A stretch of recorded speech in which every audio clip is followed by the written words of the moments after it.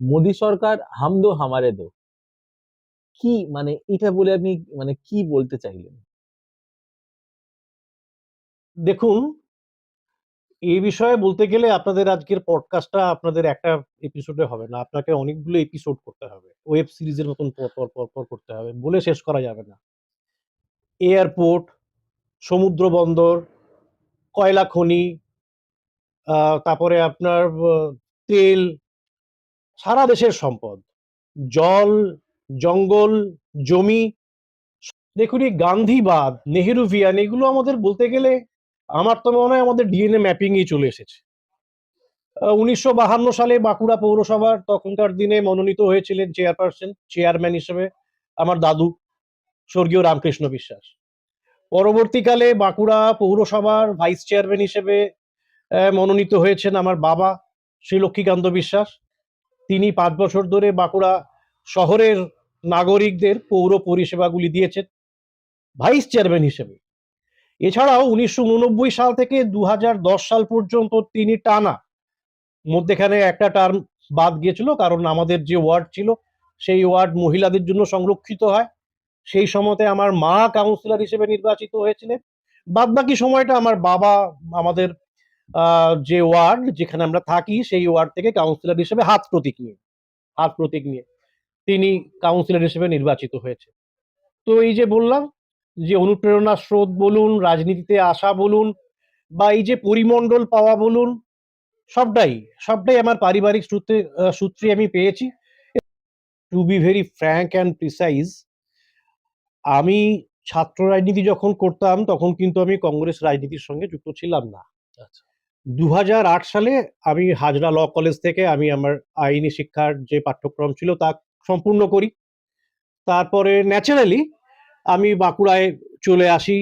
আমি আমার ঘরে চলে আসি, যে এখান থেকেই আমি আমার আইনজীবী হিসেবে প্রথম পদক্ষেপগুলি নেব এবং এখানেই আমি আমার পেশা শুরু করব বলে। আপনারা দেখছেন বাংলা এগিয়ে। তাতে নিশ্চয়ই কিছু না কিছু অনেক কিছুই থাকবে, কিছু না কিছু অনেক কিছুই থাকবে জানার মতন, দেখার মতন। তো দেখতে থাকুন। এখন আমাদের সাথে এসে গেছেন মিস্টার অভিষেক বিশ্বাস। তো ওনার ইন্ট্রো আমি ওনার থেকেই নেব। তার আগে আমি ছোট্ট করে বলে দিই, উনি একজন বিশিষ্ট আইনজীবী, তার সাথে সমাজসেবী। সমাজসেবী এইভাবে যে উনি কংগ্রেস ঘরানার সাথে ওতপ্রোতভাবে জড়িত, বা বলা যেতে পারে সেই ঘরানারই মানুষ। তো আমরা অভিষেক বাবুর কথাই চলে যাব আর ওনার থেকেই জেনে নেব যে কি বলবেন উনি। নমস্কার, আমি আইনজীবী অভিষেক বিশ্বাস। 2009 সাল থেকে আমার এই আইনজীবীর কাজের আমার শুরু। আর তার সঙ্গে উনি তো বললেনই, আমার একটা রাজনৈতিক ঘরানা রয়েছে, একটা রাজনৈতিক পরিচয় রয়েছে। ওকালতি, রাজনীতি, সমাজসেবা, এইসব নিয়েই আমার জীবন। তো অভিষেক বাবু, দেখা যায় অনেকেই মানুষে বলে যে উনি একজন আইনজীবী, উনি তো একজন কংগ্রেস ঘরানার মানুষ। তো মানুষ ভুলে যায় যে এখানে তো তিনি জন্ম থেকে নেই, তাকে ওই জায়গাটায় পৌঁছতে হয়েছে। তাকে পড়াশোনা করে তার কেরিয়ারটাকে নিয়ে এতটা ভাবনা চিন্তা করে এই জায়গাটায় আসতে হয়েছে। তো যদি কাউকে মানে ইন্সপায়ার করতে হয় যে কি করে আজকে আপনি এই জায়গাটায় এসেছেন, বা কেউ যদি করতে চায়, তো আপনি কি বলবেন? নিশ্চয়ই এর ভেতরে অনেক রকমের বাধা বিপত্তি সবই ছিল, কি বলবেন? দেখুন, একটা যেমন রাজনৈতিক ঘরানা আমি পারিবারিক সূত্রে পেয়েছি, ঠিক একই রকম ভাবে আমি এই পেশাতে আসার জন্য অনুপ্রেরণাটা প্রথম পেয়েছি আমার পরিবার থেকে। আমি শুরু নই আইনজীবী হিসেবে। আমার দাদু ছিলেন শ্রদ্ধেয় স্বর্গীয় শ্রী রামকৃষ্ণ বিশ্বাস। তিনি একজন প্রখ্যাত আইনজীবী হিসেবে বাঁকুড়া শহরে, বাঁকুড়া জেলায়, সারা পশ্চিমবঙ্গেই তার একটা নিজস্ব জায়গা উনি তৈরি করেছিলেন। পরবর্তীকালে তারপরে তাকে দেখে আমার জেঠু, আমার কাকু, আমার বাবা, এরা সকলে আইনজীবী হিসেবে পথ চলা শুরু করে, আইন ব্যবসাটাকেই পেশা হিসেবে গ্রহণ করে। তো স্বাভাবিকভাবেই আমিও একটা এমন পরিমণ্ডলে বড় হয়েছি যেখানে মানুষের হয়ে কাজ করা, মানুষের অধিকারগুলি নিয়ে লড়াই করা। একদিকে যেমন দেখেছি আমার পরিবারের সকলকে মানুষের অধিকার নিয়ে আইনের লড়াই লড়তে কোর্টের মধ্যে, ঠিক একই রকম ভাবে দেখেছি আমার দাদুকে আমি চোখে দেখিনি কিন্তু তার কথা আমি শুনেছি, আমার দাদুর কথা শুনেছি, আমার জেঠুকে দেখেছি, আমার বাবাকে দেখেছি। এদের দেখেছি একদিকে মানুষের অধিকার নিয়ে কোর্টের বারান্দায় লড়তে কালো কোট পরে, আবার ঠিক একই রকম ভাবে মানুষের অধিকারগুলি নিয়ে স্ট্রিট ফাইট করতে, মানুষের অধিকারের জন্য রাস্তাতেও ফাইট করতে আমি দেখেছি। আমার তো সেখান থেকেই আমি অনুপ্রেরণা পেয়েছি। আমার পরিবার আমার অনুপ্রেরণার স্রোত। আমার পরিবার থেকেই অনুপ্রাণিত হয়ে আমার এই পেশা, এবং ওই যে বললেন ঘরানা, আমি আমার পেশাতে আসার অনুপ্রেরণা বলুন, আমার যে রাজনৈতিক ঘরানা আজকে আমি বহন করে চলছি, এই সবের পিছনেই মূল যে স্রোত রয়েছে, অনুপ্রেরণার যে স্রোত রয়েছে, আমার পরিবার। দেখতে গেলে তাহলে আপনার পরিবার আপনার ডবল ইন্সপিরেশন। একটা তো হচ্ছে আপনার কংগ্রেসি ঘরানা, যেটা আপনাদের মানে বলা যেতে পারে রক্তের সাথে আছে। আর তার সাথে আবার আপনার আইনের পেশাটাও। মানে দুদিক থেকেই আপনার পরিবারই আপনার অনুপ্রেরণা। দেখুন, এই গান্ধীবাদ, নেহেরুভিয়ান, এগুলো আমাদের বলতে গেলে আমার তো মনে হয় আমাদের ডিএনএ ম্যাপিংই চলে এসেছে। 1952 সালে বাঁকুড়া পৌরসভার তখনকার দিনে মনোনীত হয়েছিলেন চেয়ারম্যান হিসেবে আমার দাদু, স্বর্গীয় রামকৃষ্ণ বিশ্বাস। পরবর্তীকালে বাঁকুড়া পৌরসভার ভাইস চেয়ারম্যান হিসেবে মনোনীত হয়েছেন আমার বাবা, শ্রী লক্ষ্মীকান্ত বিশ্বাস। তিনি 5 বছর ধরে বাঁকুড়া শহরের নাগরিকদের পৌর পরিষেবাগুলি দিয়েছেন ভাইস চেয়ারম্যান হিসেবে। এছাড়াও 1989 সাল থেকে 2010 সাল পর্যন্ত তিনি টানা, মধ্যেখানে একটা টার্ম বাদ গিয়েছিল কারণ আমাদের যে ওয়ার্ড ছিল সেই ওয়ার্ড মহিলাদের জন্য সংরক্ষিত হয়। সেই সময়তে আমার মা কাউন্সিলর হিসেবে নির্বাচিত হয়েছিলেন। বাদবাকি সময়টা আমার বাবা আমাদের যে ওয়ার্ড যেখানে আমরা থাকি সেই ওয়ার্ড থেকে কাউন্সিলর হিসেবে হাত প্রতীক নিয়ে তিনি কাউন্সিলর হিসেবে নির্বাচিত হয়েছে। তো এই যে বললাম যে অনুপ্রেরণার স্রোত বলুন, রাজনীতিতে আসা বলুন, বা এই যে পরিমণ্ডল পাওয়া বলুন, সবটাই সবটাই আমার পারিবারিক সূত্রে আমি পেয়েছি। এবং আমাদের বাঁকুড়া শহরের মানুষের হয়ে লড়াই করার একটা পারিবারিক ইতিহাস রয়েছে দীর্ঘদিন ধরে, সেটা বাঁকুড়া শহরের মানুষ জানেন। আমার জেঠু, তার কথা এখানে না বললেই নয়। তিনি একটি উজ্জ্বল ব্যক্তিত্ব আইনের ক্ষেত্রে, আইনের জগতে, ল ফ্রেটার্নিটিতে পশ্চিমবঙ্গের মধ্যে ব্রজবাসী বিশ্বাস একটি অত্যন্ত উজ্জ্বল নাম। তো তার বিষয়ে বলতে গেলে আজকে আপনাদের পুরো পডকাস্টটি শেষ হয়ে যাবে। তিনি বার কাউন্সিল ওয়েস্ট বেঙ্গলের ভাইস চেয়ারম্যান হিসেবে নির্বাচিত হয়েছিলেন বার কাউন্সিলের ভোটে প্রতিদ্বন্দ্বিতা করে। সম্ভবত যতদূর আমি জানি এই আমাদের এই যে জেলাগুলো, দক্ষিণবঙ্গের যে জেলা রয়েছে, বাঁকুড়া, পুরুলিয়া, মেদিনীপুর, পশ্চিম মেদিনীপুর, আগে ছিল অবিভক্ত মেদিনীপুর, বর্ধমান, এখন তো বর্ধমানও ভাগ হয়ে গেছে। সম্ভবত এই রিজিয়নটা থেকে তিনিই প্রথম যিনি বার কাউন্সিলের ভোটে জেতার নজির তৈরি করেছিলেন। তিনি সারা পশ্চিমবঙ্গ ব্যাপী একটা বিখ্যাত নাম, প্রখ্যাত নাম। তার লাইট, তার আলো তার এখনো আমরা পাই। আমাকেও এখনো আইনজীবী হিসেবে পশ্চিমবঙ্গের বিভিন্ন জেলা আদালতে মামলা করতে যেতে হয়। তার নাম দিয়েই আমাকে পরিচয় দিতে হয়, বা তার নামে আমি এখনো পরিচিতি পাই। আমি বাঁকুড়া থেকে এসেছি শুনলে সেই সমস্ত জায়গার আইনজীবীরা আমাকে জিজ্ঞেস করেন যে, বাঁকুড়া থেকে আপনি এসেছেন, বাঁকুড়ায় একজন আইনজীবী ছিলেন ব্রজবাসী বিশ্বাস, তাকে কি আপনি চেনেন? আমি বলি, হ্যাঁ, আমি সেই পরিবারের লোক। তো স্বাভাবিক আমি অ্যাডভান্টেজ পেয়েছি আইনজীবী হিসেবে। আমার বাবার আইনজীবী হওয়া, আমার জ্যাঠামশায়ের আইনজীবী হওয়া, আমার দাদুর আইনজীবী হিসেবে কাজ করা, এগুলো আমাকে যথেষ্ট অ্যাডভান্টেজ দিয়েছে। আমি তৈরি করা চেম্বার পেয়েছি, আমি লাইব্রেরি পেয়েছি আমার বাড়িতে, আমি একটা পরিবেশ পেয়েছি, পরিমণ্ডল পেয়েছি, যেখান থেকে দাঁড়িয়ে আজকে আমি হয়তো আমার যেটুকুই আজকে তৈরি করতে পেরেছি, তার পেছনে আমার পরিবার এবং পরিবারের এই পরিবেশ, এইগুলোর অবদান অনস্বীকার্য। এগুলো যদি না থাকতো তাহলে আমি কোথাও থাকতাম না।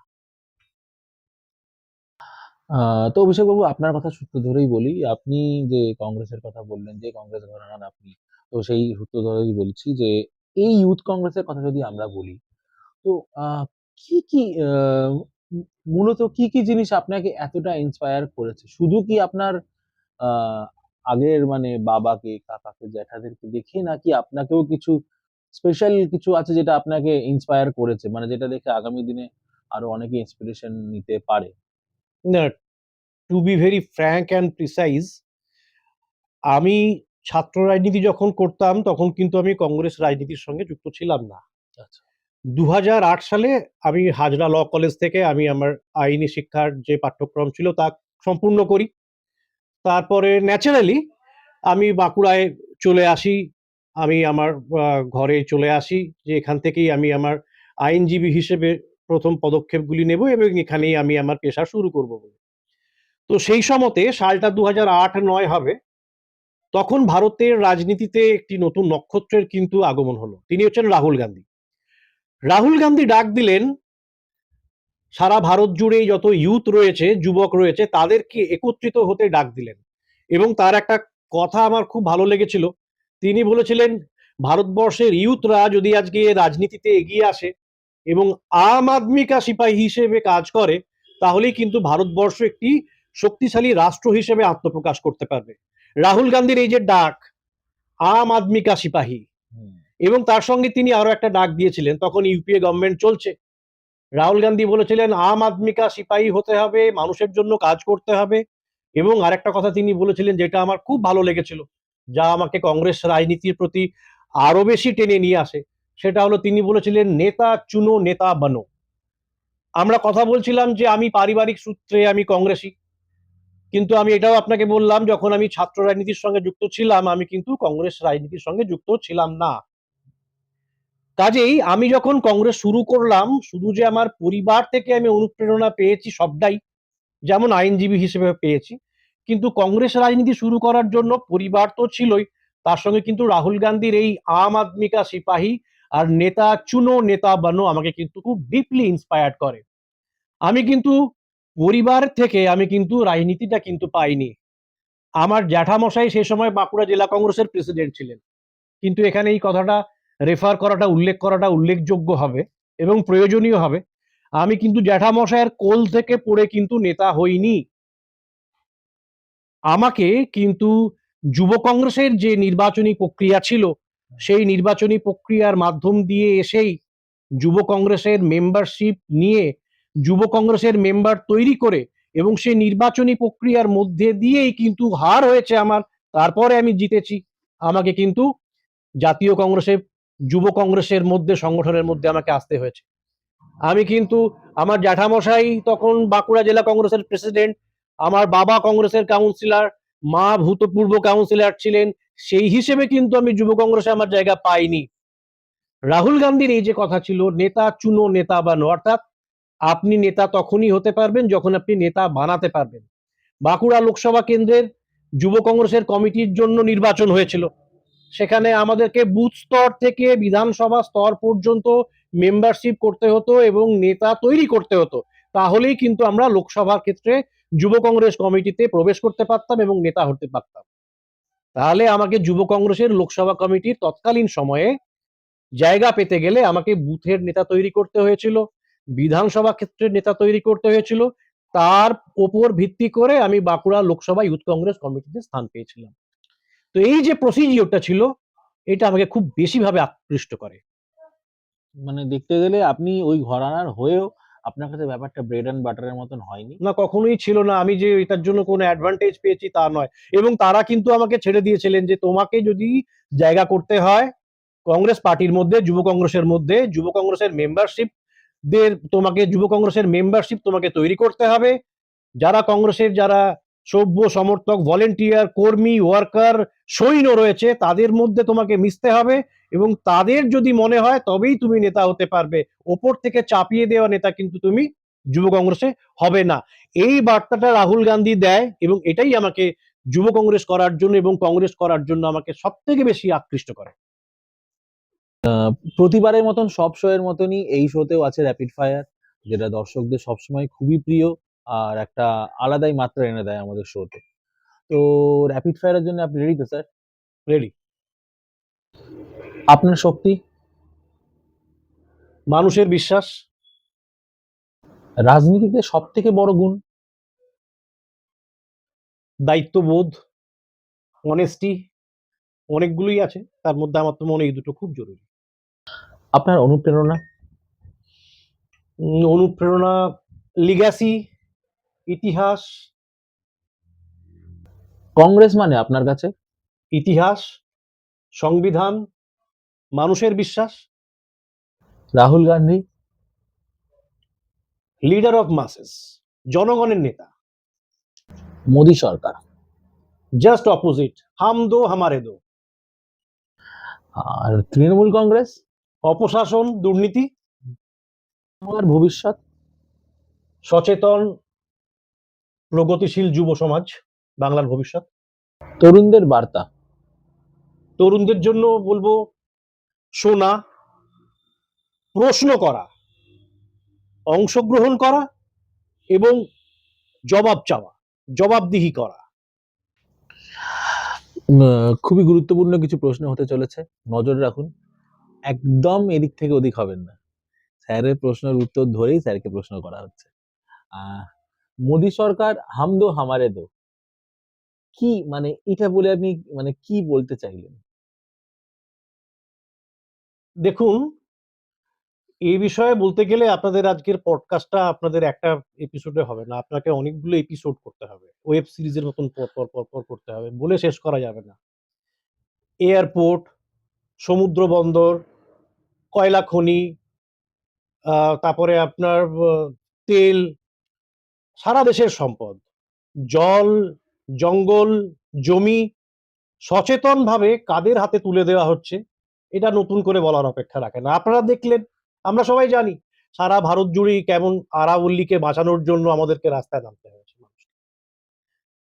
আজকের দিনে দাঁড়িয়ে ভারতবর্ষের বুকে সব থেকে, যেটা ইউপিএ সরকারের আমলে 2005 সালে যে আইন আনা হয়েছিল, মানুষের কাজ করার অধিকার, রাইট টু ওয়ার্ক, এটা একটা ফ্ল্যাগশিপ প্রজেক্ট ছিল ইউপিএ গভর্নমেন্টের। যে অধিকার মানুষকে কাজ করতে দেওয়ার অধিকার দিয়েছিল, দান খয়রাতির ওপর বেঁচে থাকার প্রোগ্রাম নয়, সেই মহাত্মা গান্ধীর নামে এমজি নরেগাকে আজকে তুলে দেওয়া হচ্ছে। আরাবল্লী বিক্রি হচ্ছে, জল জঙ্গল জমি বিক্রি হয়ে যাচ্ছে। আপনারা রিসেন্ট দেখেছেন, বিহারে 10,000 একরের ওপর জমি 1 টাকাতে একটি বিশেষ শিল্পগোষ্ঠীকে দিয়ে দেওয়া হচ্ছে। আজকের সরকার, আমি তো বলবো নরেন্দ্র মোদীর সরকার আরো পরিষ্কারভাবে বলতে গেলে আদানি এবং আম্বানির কর সেবক হিসেবে কাজ করছে। সাধারণ মানুষের কথা ওনারা বলছেন না। ভূমিহীন, খেটে খাওয়া শ্রমিক, কৃষক মানুষদের জন্য যে লড়াই করে যে অধিকারগুলিকে জাতীয় কংগ্রেস সুরক্ষিত করেছিল, সাংবিধানিক অধিকারগুলিকে সুরক্ষিত করেছিল, সেই জায়গাতেই আজকে কুঠারাঘাত করছে, দেশকে বিক্রি করে দিচ্ছে, দেশের সম্পদ আজকে বিক্রি হয়ে যাচ্ছে কিছু ক্রুনি ক্যাপিটালিস্টদের হাতে।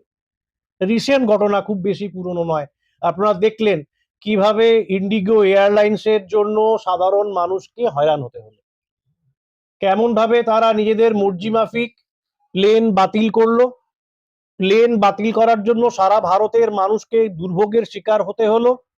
আমাদের সরকারের এখানে বক্তব্য কি ছিল? সরকার চুপ, তারা মাথা নামিয়ে ফেলেছে, ক্যাপিটালিস্টদের কাছে মাথা নামিয়ে ফেলেছে। সাধারণ মানুষের হয়ে কথা বলবার জন্য আজকে কেউ নেই। যদি কেউ করছেন, লিডার অফ অপোজিশন হিসেবে, এলওপি হিসেবে যে কাজ করার দরকার রাহুল গান্ধীর, তিনি মুখ খুলেছে, জাতীয় কংগ্রেস লড়ছে। এই জন্যই আজকে আমরা বলতে বাধ্য হচ্ছি, সব জায়গাতেই যেভাবে মনোপলি চলে এসেছে, সব ক্ষেত্রেই। আমি একটা ইন্ডিগোর উদাহরণ দিলাম, এয়ারপোর্ট বলুন, সমুদ্র বন্দর বলুন, তেল বলুন, কয়লা বলুন, জল জঙ্গল জমি পাহাড় পর্বত থেকে শুরু করে আপনার স্পেকট্রাম থেকে শুরু করে আপনি আজকে যে মোবাইল ফোন ইউজ করছেন, আপনারা দেখুন, আপনারা নিজেরাই আজকে অনুভব করতে পারবেন, সব জায়গাতেই কিছু মাত্র হাউস, কর্পোরেট হাউসের সবকিছু নিয়ন্ত্রণাধীন হয়ে গেছে। এই যে 2 থেকে 3টে কি 4টে কি 5টা কর্পোরেট হাউস সারা ভারতের সম্পদকে আজকে কুক্ষিগত করে রেখেছে, এর বিরুদ্ধে আমাদের লড়াই। এই জন্যই বললাম যে আজকে কিছু মাত্র কর্পোরেট হাউসদের কর সেবক হিসেবে মোদী সরকার কাজ করছে। এমজি নরেগার মতন আইন, যা গ্রামের মানুষের, ভূমিহীন মানুষের, শ্রমিক, কৃষক, খেটে খাওয়া প্রান্তিক মানুষদেরকে কাজ করার অধিকার দিয়েছিল, আত্মসম্মান দিয়েছিল, সেই সাংবিধানিক অধিকার কেড়ে নিয়ে মহাত্মা গান্ধীকে আমি বলবো দ্বিতীয়বার অ্যাসাসিনেশন করা হলো। এই এমজি নরেগাকে নাম পরিবর্তন শুধু নয়, এমজি নরেগার পুরো খোলনলচে বদলে দেওয়া হলো। কাদের স্বার্থে হলো?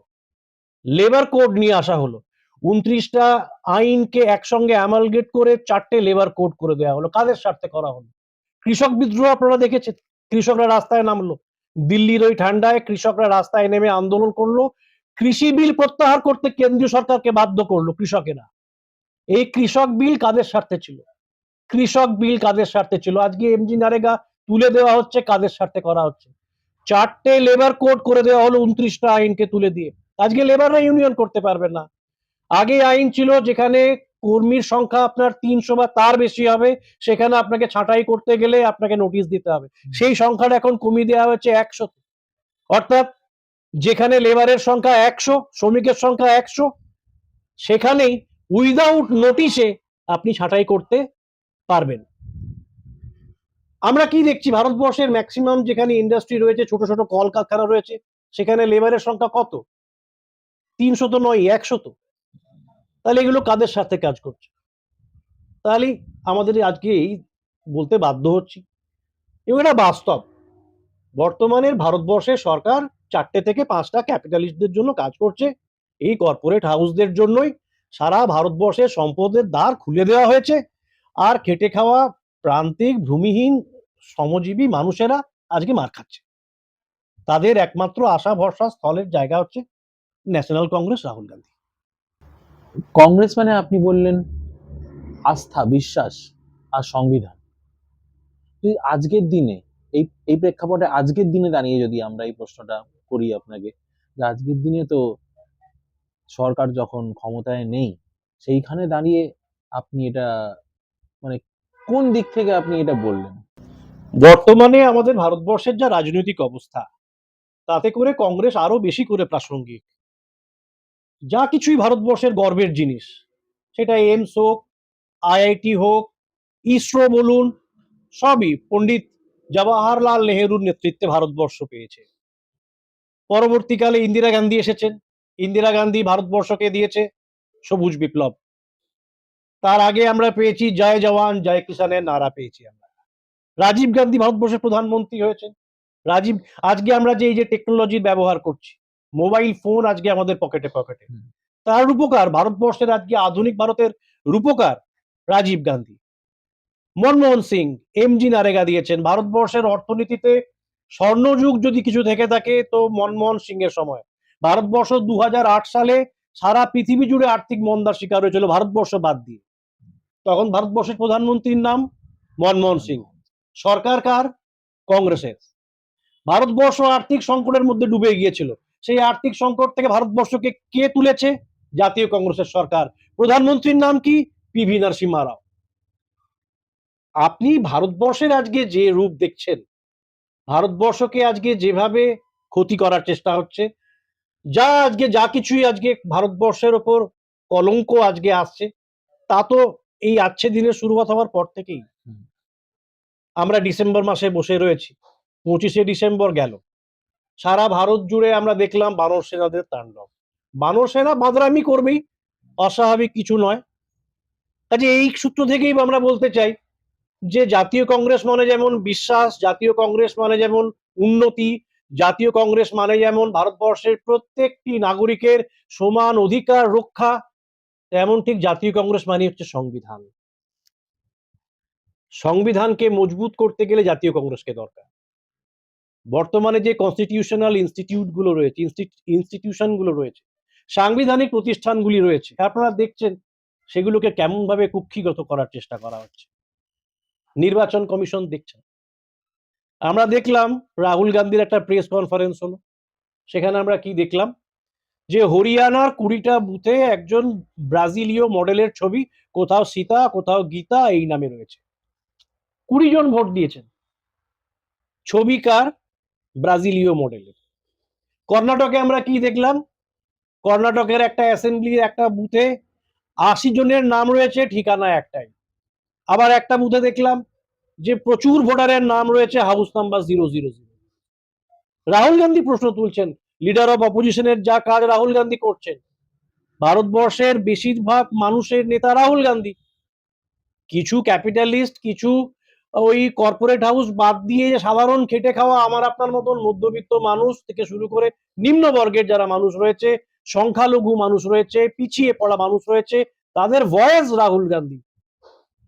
সাংবিধানিক অধিকারগুলি রক্ষা করতে গেলে আপনাকে যদি আপনার কনস্টিটিউশনাল রাইটগুলি আপনাকে ফিরে পেতে হয়, যদি রাইট টু ভোট আপনাকে মজবুত করতে হয়, রাইট টু ওয়ার্ক যদি আপনার চাই, রাইট টু এডুকেশন যদি আপনার চাই, রাইট টু ইনফরমেশন অ্যাক্টকে যদি আপনার আরো মজবুত করতে হয়, সংবিধানকে মজবুত করতে গেলে কংগ্রেসকে দরকার। কনস্টিটিউশনকে যদি মজবুত করতে হয়, কংগ্রেসকে দরকার। কনস্টিটিউশন মানে তো একটা বই আর তাতে কিছু কালির হরফে লেখা অক্ষর নয়। কনস্টিটিউশন মানে হচ্ছে আমার আপনার ভারতবর্ষের নাগরিকদের অধিকারগুলি সুরক্ষিত করা। বাবা সাহেব আম্বেদকর তৈরি করেছিলেন, কংগ্রেস এই সংবিধানকে ভারতবর্ষে ইমপ্লিমেন্ট করছে, ভারতবর্ষের নাগরিকদের অধিকারকে মজবুত করছে, তার কথা বলে কংগ্রেস। কংগ্রেস মানে সংবিধান, কংগ্রেস মানে হচ্ছে মানুষের বিশ্বাস, কংগ্রেস মানে হচ্ছে ভারতবর্ষের মানুষের আস্থা, কংগ্রেস মানে হচ্ছে ভারতবর্ষের উন্নতি, ভারতবর্ষের প্রগতি। কংগ্রেস মানে হচ্ছে আধুনিক ভারত, কংগ্রেস মানে হচ্ছে শক্তিশালী ভারত রাষ্ট্র, কংগ্রেস মানে হচ্ছে জগৎ সভায় ভারতবর্ষের আরো একবার শ্রেষ্ঠ আসন লাভ করার একমাত্র উপায়। রাহুল গান্ধী বলতে আপনার কাছে কি? রাহুল গান্ধী বলতে যেটা আমরা বুঝি সেটা হচ্ছে মোহাব্বত কি দোকান। চারদিকে যেভাবে এখন ঘৃণা ছড়িয়ে পড়ছে, হেট্রেড স্প্রেড করা হচ্ছে এবং খুব সচেতন ভাবে করা হচ্ছে। আমাদের ভারতবর্ষ বলতে একটা চেতনা আমাদের তো রয়েছে, ভারতবর্ষের চেতনা। যেমন আমরা বিখ্যাত কবি ছিলেন দেবেশ ঠাকুর, তার একটা ভারতবর্ষের একটা আমরা কবিতা জানি, তার কিছু লাইন আমি এখানে বলতে চাই যে আমার ভারতবর্ষে কোনো গৈরিক রাজনীতিবিদ কিংবা ইমামের নির্দেশিকা নেই, কোনো সংহিতা বা হাদিস ছাড়াই কোজাগরি চাঁদ অকৃপণ আলো দেয় ঈদগার ওপর, আর রামজানি চাঁদ তুলসী মঞ্চের গায়ে পূর্ণ আলো দিয়ে যায়। আমার ভারতবর্ষ মানে রবি ঠাকুরের মধ্যে নজরুল, রবিশঙ্কর আর আলী আকবরের যুগলবন্দি, গণেশ পাইন আর মকবুল ফিদার রঙিন ছবি। আমার ভারতবর্ষ মানে লালন ফকিরের গান। আমার ভারতবর্ষে আমি শুনেছি মোহাম্মদ রফির সঙ্গে লতার ডুয়েট, দেখেছি পাল্লা দিয়ে আজহার উদ্দিনের সঙ্গে সচিনের দৌড়, খেলার মাঠে প্রান্তে দাঁড়িয়ে শুনেছি নইমুদ্দিনের তদারকি চিৎকার, বিজয়ন, আকিল, কুলদীপ, বাইচুং, মাঠটাকে আরো বড় কর, মাঠটাকে আরো বড় করা দরকার। দিন দিন মাঠ ছোট হয়ে যাচ্ছে। রাহুল গান্ধীও একই কথা বলছেন, মাঠটাকে আরো বড় করা দরকার, মনটাকে আরো বড় করা দরকার, ভালোবাসায় সব হয়। এই হচ্ছে রাহুল গান্ধী। খুব ক্রিস্পি একটা কোয়েশ্চেন, একদম পশ্চিমবঙ্গের, মানে মানে এরকম গুরুত্বপূর্ণ প্রশ্ন হয়তো আর নেই, বা যে কোনো রাজ্যের জন্য। সেখানে দাঁড়িয়ে মমতা ব্যানার্জির উন্নয়নের পাঁচালী নিয়ে কি বলবেন আপনি, বা কি বক্তব্য আপনার? মহাত্মা গান্ধী গ্রাম স্বরাজের কথা বলেছিলেন, মহাত্মা গান্ধী রাম রাজ্যের কথা বলেছিলেন। আর আপনারা সবাই এখন পাঁচালী শুনছেন, বাঁকুড়াতেও আপনারা এসেছেন, বাঁকুড়াতেও বিভিন্ন গ্রামে গঞ্জে এলাকায় আপনারা যদি একটু ঘোরেন তাহলেই পাঁচালীর আসল চিত্র আপনাদের সামনে উঠে আসবে। প্রত্যেক দিন খবরের কাগজ খুললেই আপনারা দেখতে পাচ্ছেন যে বাংলা বলার অপরাধে ভারতবর্ষের বিভিন্ন জায়গাগুলোতে কিভাবে বাঙালিদের উপর অত্যাচার করা হচ্ছে। হরিয়ানায় দেখছেন রিসেন্ট ঘটনা, জুয়েল রানা উড়িষ্যায়, তার অপরাধ কি? সে বাংলায় কথা বলে। তো পশ্চিমবঙ্গে এত উন্নয়নের জোয়ার বইয়ে দিয়েছেন উনি যে বাঙালিদেরকে আজকে বাংলা ছেড়ে পালাতে হচ্ছে। তো পাঁচালী স্রোতে আমরা ভেসে যাচ্ছি। আপনারা গ্রামে গঞ্জে যান, দেখতে পাবেন সেখানে গ্রামগুলো আজকে পুরুষ শূন্য হয়ে গেছে। গ্রামগুলোতে আজকে যুবকেরা নেই, তারা কোথায়? তাদেরকে আজকে মাইগ্রেট করতে হচ্ছে। তারা আজকে বাধ্য হয়ে পেটের দায়ে তারা আজকে ভারতবর্ষের অন্যান্য রাজ্যগুলোয় কাজ খুঁজতে যাচ্ছে। কারণ কি? এর দায় কার? 2022 সালের মার্চ মাস থেকে পশ্চিমবঙ্গে 100 দিনের কাজ বন্ধ,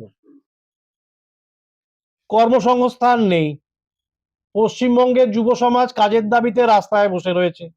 এসএসসি হয় না, পিএসসি হচ্ছে না, চাকরি নেই, নিয়োগ নেই, 100 দিনের কাজ বন্ধ। বাঁকুড়া জেলা একটা খরাপ্রবণ এলাকা, বাঁকুড়াতে জলের সমস্যা, পানীয় জলের সমস্যা বিশেষ করে রয়েছে, তার সমাধান নেই। কিসের পাঁচালী, কিসের উন্নয়ন, আপনারা নিজেরাই একটু যদি ঘোরেন তাহলেই বুঝতে পারবেন। কংগ্রেসের রাম রাজ্যের যে কথা বলা হয়েছিল, ত্রিস্তরীয় পঞ্চায়েতের যে ব্যবস্থা ভারতবর্ষের রাজনীতিতে নিয়ে আসা হয়েছিল, যে পঞ্চায়েতি রাজ ব্যবস্থা কংগ্রেসের আমলে আনা হয়েছিল, আজ তা ভেঙে পড়েছে। পশ্চিমবঙ্গের গ্রাম বাংলা আজ ধুঁকছে, শিল্প নেই, কলকারখানা নেই, চাকরি নেই, 100 দিনের কাজ নেই। তো এর মধ্যে যদি উনি শোনাতে চান পাঁচালী, উনি পাঁচালী শুনতেই পারেন, শোনাতেই পারেন। তা আমরা পাঁচালী শুনছি, পাঁচালী শুনছি, আর আমরা যারা পশ্চিমবঙ্গের মানুষ রয়েছে, পশ্চিমবঙ্গে যারা নজওয়ান রয়েছে, যুবক রয়েছে, তারা আড়ালে আবডালে ফিকফিক করে হাসছে। আর এই সুযোগে ভারতবর্ষের মধ্যে যেমন চলছে, বাংলাও তার ব্যতিক্রম নয়। ধর্ম নিয়ে রাজনীতি চলছে, মানুষের মধ্যে বিভেদের রাজনীতি তৈরি করা হচ্ছে। কোথাও মুর্শিদাবাদে বলছে আমরা বাবরি মসজিদ তৈরি করব, পশ্চিমবঙ্গের বেকার যুবকদের আমরা দেখছি মাথায় করে ইট নিয়ে চলছে রেজিনগর, বেলডাঙ্গা যাচ্ছে। আবার কোথাও দেখছি সরকারি টাকায় জগন্নাথ মন্দির তৈরি হচ্ছে। মন্দির আর মসজিদের রাজনীতির মধ্যেখানে আজকে ভারতবর্ষের মধ্যে পশ্চিমবাংলায় নজওয়ানদের, যুবকদের কাজ নেই, বাজ নেই, তাদেরকে এইভাবে এই সমস্ত রাজনীতির মধ্যে ভুলিয়ে রাখা হচ্ছে। এবং বাংলা যদি এইভাবেই চলতে থাকে, তাহলে 2026-এর নির্বাচনে এর ফল দেখতে পাবেন। যুব সমাজের ভোট কোন দিকে যায়, যুব সমাজের সমর্থন পাঁচালীতে প্রভাবিত হয় কি হয় না, আগামী নির্বাচনই তা বলে দেবে। প্রতিবারের মতন এইবারেও আমরা আমাদের শো এর অন্তিম লগ্নে পৌঁছে গেছি। তো প্রতিবারের মতন এইবারেও আমরা ওনার থেকে জেনে নেব, আমাদের প্রতি গেস্টের থেকে জেনে নিই যে আমরা এখান থেকে কি পেলাম, বা যুব সমাজকে কিছু দিতে পারলাম, বা পুরো সমাজের জন্য আমরা কিছু দিতে পারলাম কিনা। সেটার জন্য আমি শেষবারের মতন ওনাকে প্রশ্ন করব, আজকের দিনের রাদার শেষবারের মতন ওনাকে প্রশ্ন করব যে কি পেতে পারে আমাদের যুব সমাজ, বা যুব সমাজের জন্য কি বার্তা থাকছে। আমি একটাই কথা বার্তা দেব, 2014 সালের পর থেকে সচেতনভাবে নেহেরুর লিগ্যাসিকে ম্যালাইন করার চেষ্টা চলছে। বর্তমানে আরো সচেতনভাবে মহাত্মা গান্ধীকে অ্যাসাসিন করা হলো, সেকেন্ড টাইম অ্যাসাসিন করা হলো। মহাত্মা গান্ধীকে বাপুকে ভুলিয়ে দেবার চেষ্টা চলছে, এটা খুব দুর্ভাগ্যজনক। মহাত্মা গান্ধীর 70তম জন্মদিনে উপলক্ষে আইনস্টাইন একটা কথা বলেছিলেন। তিনি কি বলেছিলেন? যে generations to come, it may well be, will scarce believe that a man like this even ever walk in flesh and blood upon this world, upon this earth. এই যে কথাটা এত দ্রুত সত্যি হয়ে যাবে, এটা সত্যি আমাদের ভাবতে অবাক লাগে। মহাত্মা গান্ধীর মতন একজন বিশাল মানুষ এই পৃথিবীর বুকে রক্ত মাংসের শরীর নিয়ে হেঁটে চলে বেরিয়েছেন। এ ব্যাপারে যে জেনারেশন যারা আসতে চলেছে তাদের ভাবতে অবাক লাগবে। আইনস্টাইনের এই বক্তব্যকে এরা সত্যি করে দিচ্ছে।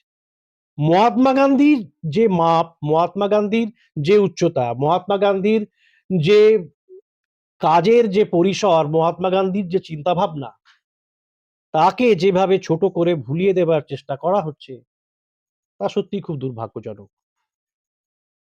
গান্ধীভিয়ানকে পড়ুন, মহাত্মা গান্ধীকে জানুন, এটা একটু কাট করুন, আর একটু গুছিয়ে বলা যেতে পারে। অংশগ্রহণ করুন। যুব সমাজের প্রতি আমার বার্তা এটাই, রাজনীতি আমার জন্য না, রাজনীতির থেকে দূরে থাকতে হবে, রাজনীতি ভালো মানুষদের জন্য না, একদম নয়। আপনি যদি ভারতবর্ষের বর্তমানের এই হাল ফেরাতে চান, বাংলার হাল ফেরাতে চান, তাহলে আমি ভারতবর্ষের আমাদের এই বাংলার যুবক ভাইদের, বোনেদের বলবো আপনারা অংশগ্রহণ করুন, প্রশ্ন তুলুন।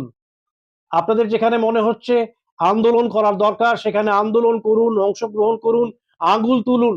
এই সরকারকে বুঝিয়ে দিন যে এরা অ্যাকাউন্টেবিলিটি দিন, এদের ওপর দায়িত্ব বর্তান, এদের কাছ থেকে জবাবদিহি করুন। যদি আপনি জবাবদিহি না করেন, যদি আপনি অংশগ্রহণ না করেন, যদি আপনি পার্টিসিপেট না করেন, তাহলে কিন্তু আপনি এই বাংলার হাল ফেরাতে পারবেন না। আর বাংলার হাল ফেরাতে গেলে আমি তো বলবো যে হাত শক্ত করুন।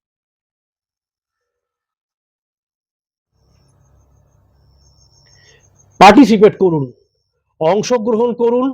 রাজনীতি ভালো মানুষদের জন্য না। রাজনীতিতে আমি অংশগ্রহণ করব না, আমি রাজনীতির কিছু বুঝি না, এই কথাগুলো বলার থেকে বিরত থাকুন। যদি আপনি বাংলার হাল ফেরাতে চান, রাজনীতিতে অংশগ্রহণ করুন, জবাবদিহি করুন, জবাব চান, আঙুল তুলুন, প্রশ্ন করুন। এই সরকারকে তাদের দায়িত্ব সম্বন্ধে আরো বেশি করে আপনারা দায়িত্ব, বড় বেশি পলিটিক্যাল বক্তব্য হয়ে যাচ্ছে।